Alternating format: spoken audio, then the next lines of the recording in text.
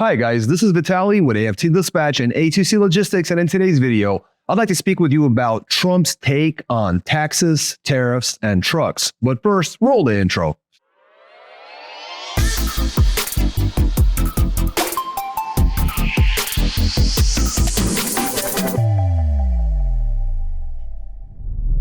Welcome back. Before we get started, I'd like to ask you to please like the video, be sure you subscribe to the channel, and hit the notification bell so you never miss a single release of our videos, where every Friday we're talking about something that could benefit you in your trucking businesses, in your trucking careers, as well as cover the loads we've successfully booked for our customers, consisting of leased owner operators and carriers operating under their own MC authorities, running under our truck dispatch services.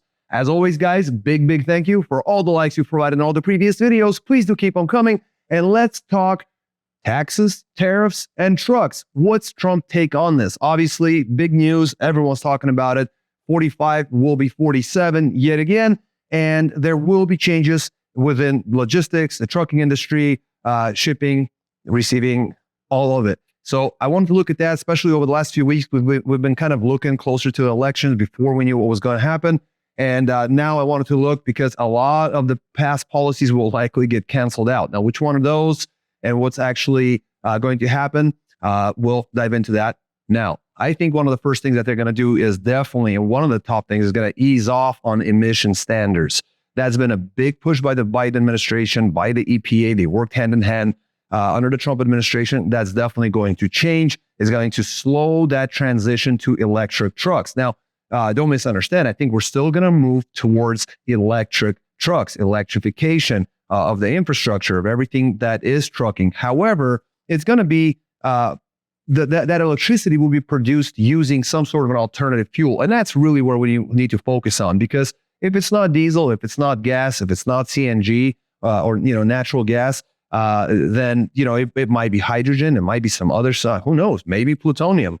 You never know, right? It just has to produce electricity to move the trucks forward. And we're not against that. We're just against the outlawing of diesel trucks. So under the Trump administration, they will actually save costs for diesel ICE operators. So your internal combustion engine for diesel is going to get a break. Now, the next thing is going to be your speed limiters and automation. Now, we've talked about this ad nauseum, especially in previous videos. And I've talked to a lot of folks, especially speed limiters, really a sticky point with truckers. Now, my personal opinion, and I just recently talked to one of our customers about this as well, who's very much against this. My opinion is that they've spoken loud and clear that there likely will be speed limiters of some sort on a national, federal level, which goes actually against certain amendments that we have protecting us, because this is supposed to be set by the states, not by the federal government. Nonetheless, not to get into that, I do think that older trucks are going to receive mechanical speed limiters, and the new stuff's going to be ran on a digital basis eventually at some point. But for now, you can kind of forget about that. It will be delayed, or at the very least, it will be handled very, very differently than otherwise. Next, moving on to your independent contractors, the independent contractor status. Trump favors small business. He's always favored the independent contractor status. This will reduce carrier labor costs. This will allow small business to expand, more equipment, more drivers, more employment, things like that. So this is potentially a very positive thing for small carriers, looking to grow their businesses. Now, the tariffs is a tough one, right? So we've talked about the taxes, or we've talked about some of the emissions and some of the things that we will talk about taxes. Tariffs on Chinese and other imports, that's going to be a big one, because that will actually potentially change how businesses will actually close out 2024 now that they actually know that's the case. They may choose to buy more product now because tariffs generally make it more expensive, right? Because what he's going to be doing is he's going to make domestic manufacturing profitable again, but it's going to come at a cost, right? Because it's going to be more expensive. And so a lot of companies may decide to do a lot of purchasing right about now and close out the year with that, locking in that price if they know that it's going to go up into 2025 and further over the next 4 years, for example, right? So that might be an issue. Doing tariffs on, for example, Iran on oil, doing embargoes, things like that, that will, increase fuel costs. But, they are going to drill more. There's no doubt about it. They are going to do more shale and things like that. So they're also going to look at reducing corporate taxes. This is Trump's signature. if you look back at your old corporate filings for during the good years, during the when Trump was in office, you actually would have paid a lot more in taxes because he did major tax cuts that carried over year after year. And I bet you they're going to come back with those as well. And if the markets are booming and you're getting tax cuts, that's growth and benefit to small business as well as our local and national economy. So moving on, it's going to make everything profitable in terms of domestic manufacturing. In turn, that's going to boost freight demand. But again, it might be slow go at the very beginning. So my 2 cents for you guys is that what he'll do, Trump will advance, will come in, they'll clean house, and they'll take out the trash. It almost sets itself up. He had the whole drain the swamp. Now it's going to be something about taking out the trash. I bet you. The next thing I think that he'll do is reduce government spending, and he's going to do that through Elon Musk. If you remember, when he acquired Twitter, now X, he cut out 80% of the workforce and had a fantastic, lean, mean, profitable machine. Right? I think they're going to take the same approach here in their policies. Now, and he's already talked about this. They'll do they'll do a lot to get these people into a better position where they might be happier, and this government spending will get cut. Next, he's gonna most likely focus on Americans' health, on America's diet. He's going to do that through RFK. They've talked quite a bit about that as well. I think he's going to increase domestic oil production. That is an absolute given, although that might be a little bit tough and rough, but there are some options available. And I think he will negotiate peace deals where needed so that we can end these needless, heedless, unnecessary wars all over the world. And I think that for truckers specifically, carriers, leased on owner operators, you guys should run really hard from now to over the next 75 days, because that purchasing, we're already seeing rejections are coming up, which is a positive thing, but that's just the beginning. Over the next 75 days, we might have an opportunity to have a pretty consistent, albeit slow but consistent increase because of potential changes to purchasing in small business and other organizations. So run really hard over the next 75 days, and I would say expect good things from now until spring of 2025. Then we'll revisit, because we will have been in a very different market at that point, and everything will be very, very different once the snow starts to thaw. Anyway, guys, some good news. Love it. The week is really good. I can't wait to share the numbers with you. If you haven't done so, please smash the like button, subscribe to the channel, hit the notification bell. I'll switch over the camera. We'll look at those loads. Stick around, and I'll see you guys in just a moment. Welcome back. Let's take a look at some of these loads. Guys, a fantastic mix. We got vans, reefers, flatbeds, teams, you name it, we got it. And the numbers are very impressive. Definitely stick around to the very, very end. Let's get started. First one's going to be Milagros in his reefer. Very, very interesting. Ton of money made. Vernon, California to Perham, Minnesota. It's a 40,000 pound load of frozen trout. It's -10 on a reefer, 1,867 loaded miles, booked at $4,700. Got him 252 a loaded mile on a ton of miles. Then Fargo, North Dakota, deadheaded a little bit there. Went to Cairo, Georgia. It's a 35,000 pound load of, frozen product. Is -5 on the reefer this time.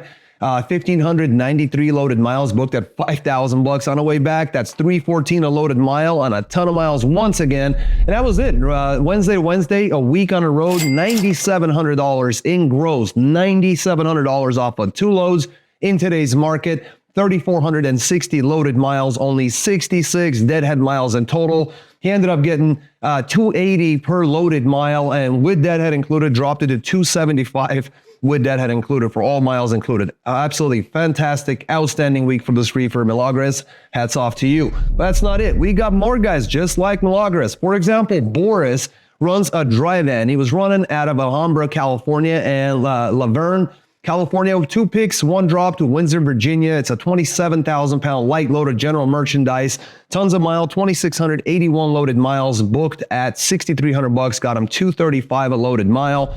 Then took a load out of Elton, Virginia, bit of deadhead there to Farmville, North Carolina. It's a load of beer, heavy, 45,000 pounds. That's all right. 270 loaded miles, booked at $775. Got him $287 a loaded mile. Got him moved over to North Carolina and did an excellent job. Now, Boris ran for 6 days, Wednesday to Tuesday. Ended up grossing $7,075 in gross off of those 2 runs.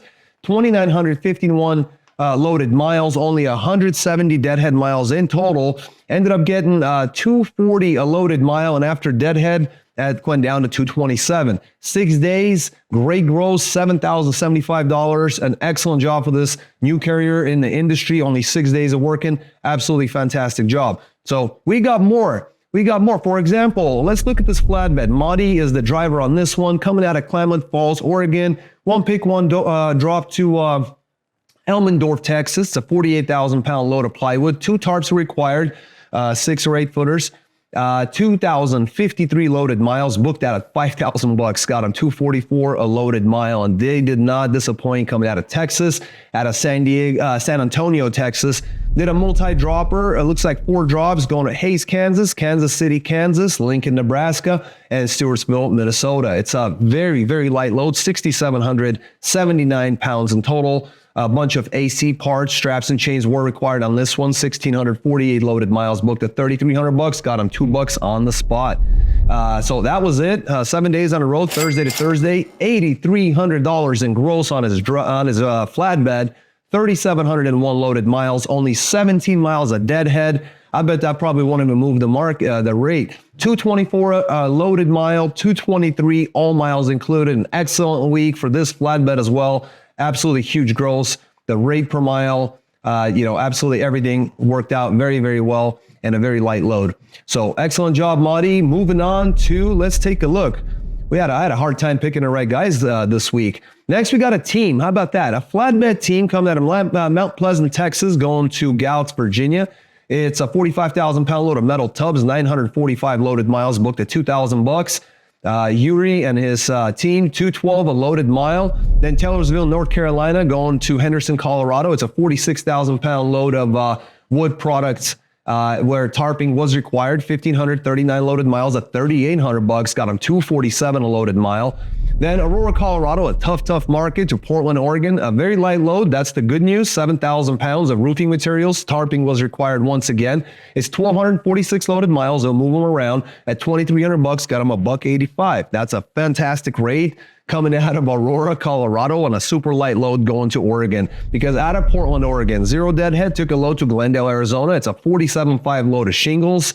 This was 1,251 loaded miles, which is pretty much identical to the run coming in there. Taken into Arizona for $3,100, got on 248 a loaded mile. I'm telling you got to have the right dispatchers. They know what they're doing, and you got to trust them. Now, Yuri and team ended up running up $11,200 in gross in 7 days, running Tuesday to Tuesday. 11,200 in gross, 4,981 loaded miles, only 106 total deadhead miles between all those loads, between all the work that they did as a team, between that many miles.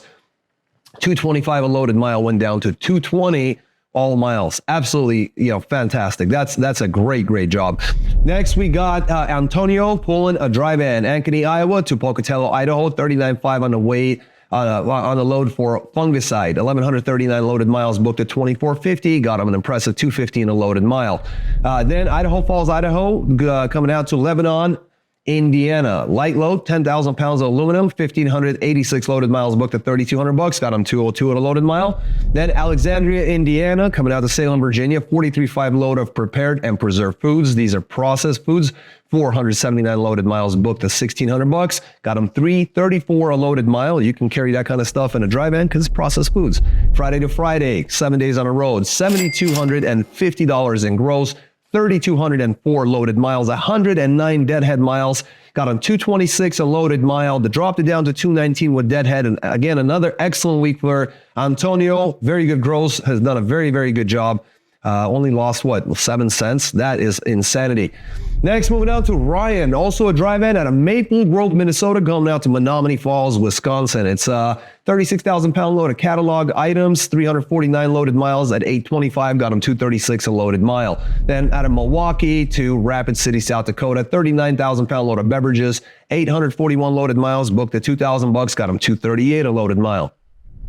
Then Belfort, South Dakota to Portland, Oregon. Nice move. 21,000 pound light load of food products, 1,153 loaded miles, booked at $2,150, got him $186. Again, very good rate. And out of Brownsville, Oregon, took a load to Ontario, Oregon for a real quick reposition there. Pellet fuel, 45,000 pounds worth, 370 loaded miles, booked at 1275, got him an easy peasy 345 a loaded mile.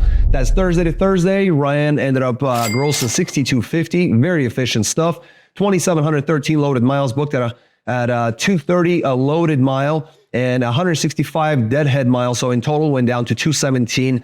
All miles included. So an absolute excellent job. Now, this last one, you guys can help me out. I couldn't pick the right one. So we got Cedric in a dry van and we got Jacob in a dry van. Now, Cedric did a bunch of shorter runs and some long ones too. Ended up grossing 6160, 2,847 loaded miles, only 137 deadhead, 216 a loaded mile, dropped down to 206. Now, Jacob, on the other hand, did 2 long runs, also ended up with 206 after deadhead. Now, he got 6350, so a bit more gross. 214 is per loaded mile, a little bit less, but he also ran a bit less deadhead at 115 miles, coming down to 206. So I would say Cedric and Jacob, you guys both absolutely earned on a spot on this one, did a fantastic job, and I wish everybody a fantastic week next week. Welcome back, and thanks for sticking around. Guys, the numbers are very impressive. I'm certainly very impressed. You know, $7,000 in 6 days and, almost $10,000 in a week, regular equipment, teams hitting over $11,000. This is a very good sign. I'm definitely very happy to report. Now, guys, as you can see, that means that what we do is we very closely follow the markets. The markets have anything in them, we take it all. And that's how our guys optimize their routes. They optimize their weeks. They reduce your deadhead. And if deadhead's what we got to do, then that's absolutely fine because we work with the numbers. Make sure you get the most efficient runs out there,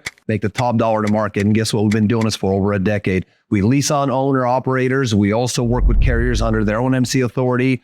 Feel free to get in touch with us for more information on our website at aftdispatch.com or call or text us 801-448-6363. And until next week, guys, stay healthy, be wealthy, take care.